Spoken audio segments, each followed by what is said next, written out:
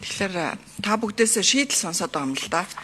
Энэ одоо хичээлийн дараах хөтөлбөр гэж энэ сэтгэл зүйч нийгмийн ажилтны тоог нэмэгдүүлэх те энэ болгонд чинь төсөв хөрөнгө оруулалт одоо бодлого хэрэгтэй.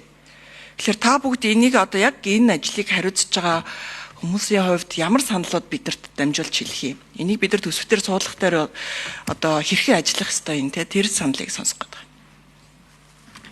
За 7 номер баяр сайхан дарга.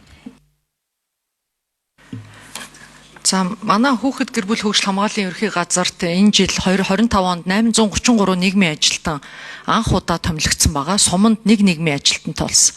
5,000 гаруй шахам хүн амтай суманд нэг нийгмийн ажилтан хүүхэд гэр бүлийн сайн сайхны төлөө 1.3 сая төгрөгийн цалинтай ажиллаж байгаа. Суманд ажил олддгүй учраас нийгмийн ажилтнууд маань тогтоод байгаа. Нийслэл дээр энэ одоо ажил дээр хүн тогтохгүй байгаа. Тэгэхээр нийгмийн ажилтан ажилласан энэ жилийн хооронд бол хүүхдийн одоо эсрэг үйлдэгдэж байгаа хүчирхийллийн илрүүлэлт ихссэн. За кейс шийдэлт нэмэгдсэн, хамтарсан багийн ажил сайжирсан. Дөнгөж сая бид нар 2 сарын 18-нд авсан 25 оныхоо одоо статистикийг 24 оны статистиктэй харьцуулахад нийгмийн ажилтнууд сум хороонд ажилласнараа тодорхой сайн үр дүн гарсан байж байгаа. Өнөөдөр бас нийгмийн ажилтны өдөр байгаа. Тэгэхээр цаашдаа нийгмийн ажилтнуудыг бас орон тоогийн нэмж өгөх юм бол